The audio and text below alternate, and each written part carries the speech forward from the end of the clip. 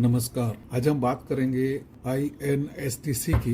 INSTC का full form है international north south transport corridor. इसे कभी कभी NSTC भी कहा जाता है। यह ईरान और मॉस्को के रास्ते भारत को यूरोप से जोड़ने वाला कॉरिडोर है। रूस, भारत और ईरान इस अवधारणा के मूल शिल्पकार हैं, जबकि एक अन्य महत्वपूर्ण देश अजरबैजान अब इसमें शामिल है।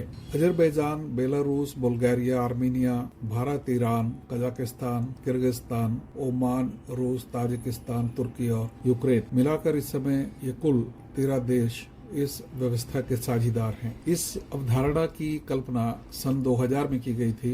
इस रूट की कुल लंबाई 7200 किलोमीटर है। रेल, सड़क और समुद्र से होते हुए ये कॉरिडोर हिंद महासागर को कैस्पियन सागर से जोड़ता है। यह कॉरिडोर केवल भारत को ही नहीं बल्कि अफ्रीका और मध्य पूर्व के देशों को भी यूरोप से जोड़ने में बहुत महत्वपूर्ण कॉरिडोर है। जैसे कि आप इस मैप में देख रहे हैं, यह मार्ग स्वेज नहर से होते हुए गुजरने वाले पिछले पारंपरिक मार्ग की तुलना में काफी तेज और किफायती है, क्योंकि यह एक छोटा रास्ता है। अभी तक का जो पारंपरिक मार्ग रहा है वह यूरोप से शुरू होकर इंग्लिश चैनल और वहां से उत्तरी अटलांटिक सागर होते हुए पुर्तगाल और स्पेन के पश्चिम से गुजरते हुए भूमध्य सागर यानी मेडिटेरेनियन सी में जाता है और वहां से स्वेज नहर से होते हुए एडन की खाड़ी को यह रास्ता आता है। यह ध्यान देने योग्य बात है कि एडन की खाड़ी में कुख्यात सोमालियाई समुद्री डाकुओं का खतरा हमेशा से मौजूद रहा है। आप इस नक्शे में देखेंगे कि INSTC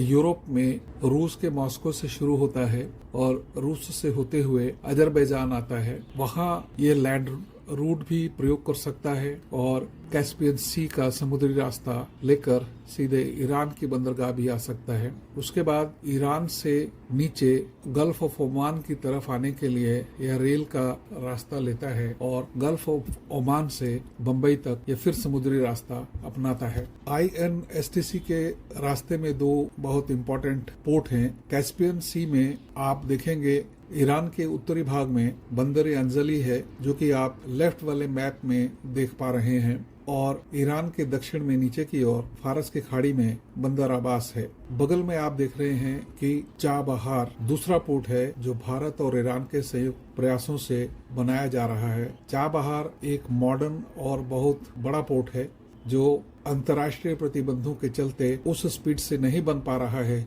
जिस स्पीड से इसे बन जाना चाहिए था। चाबहार को भी इस INSTC का हिस्सा बनाए जाने की योजना है। दूसरी तरफ ऊपर कैस्पियन सागर में बंदर अंजली के अलावा अजरबैजान की सीमा पर ईरान में अस्तारा का एक और बंदरगाह शुरू हो गया है। इसके अलावा कैस्पियन सी को ब्लैक सी से जोड़ने का भी प्रस्ताव है, जो कि रेल मार्ग से होते हुए जोड़ा जाएगा। यह रेल मार्ग अजरबैजान, आर्मीनिया और तुर्की से होते हुए गुजरेगा। लेकिन पारंपरिक रूप से इन तीनों देशों के आपसी संबंध काफी कॉम्प्लिकेटेड रहे हैं, इसलिए इस रेल मार्ग को बनाने में जो प्रगति होनी चाहिए थी वो निराशाजनक रूप से धीमी है। अलावा इसके ईरान के रास्ते रेल लिंक को कैस्पियन सागर में उसके पूर्व की ओर कजाकिस्तान, किर्गिस्तान और ताजिकिस्तान तक भी बढ़ाया जा रहा है। लेकिन समस्या वही है कि इन सभी संबद्ध देशों को जोड़ने वाले रेल लिंक कठिन भौगोलिक परिस्थितियों और वित्तीय समस्याओं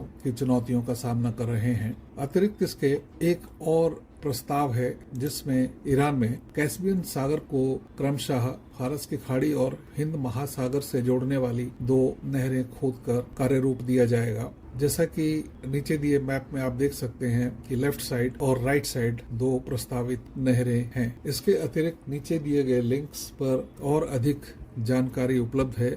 अधिक जानकारी के लिए कृपया इन लिंक्स को जरूर देखें। And for updates kindly subscribe, like, share. Thank you.